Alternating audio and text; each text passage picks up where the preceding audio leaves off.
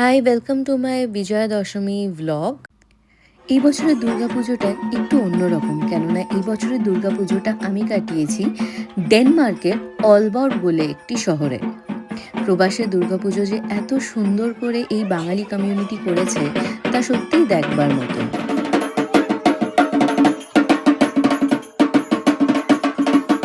আজ বিজয়া দশমী, মা দুর্গার বিদায়ের দিন। সকাল থেকেই মণ্ডপে ছিল এক অন্যরকম আবহাওয়া।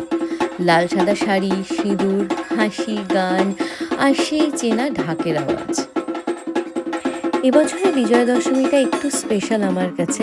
এবছর আমি প্রথম মা দুর্গাকে বিয়ের পর বরণ করলাম সিঁদুর দিয়ে। বিয়ের পরের প্রথম দুর্গা পুজো, বিয়ের পরের প্রথম বিজয়া দশমীতে সিঁদুর খেলা। খুব আনন্দ করে সিঁদুর খেলা মেতে উঠেছিলাম আমরা সবাই মিলে। এত আনন্দের মধ্যেও কেমন যেন আজ মনটা একটু ভারী হয়ে আছে। আজ হাসি মুখে মাকে বিদায় জানাতে হবে। উৎসবের আজ শেষ দিন। সিঁদুর খেলার পর মিষ্টি খাওয়া, আর তারপর সবাই মেতে উঠেছিল ঢাকের তালে তালে নাচে। যখন সবাই মিলে বলে উঠল আসছে বছর আবার হবে, তখন মনে হলো হ্যাঁ, এই কয়েকটা দিন যেন জীবনের আসল উৎসব, সব কষ্ট ভুলে শুধু আনন্দে ভরা।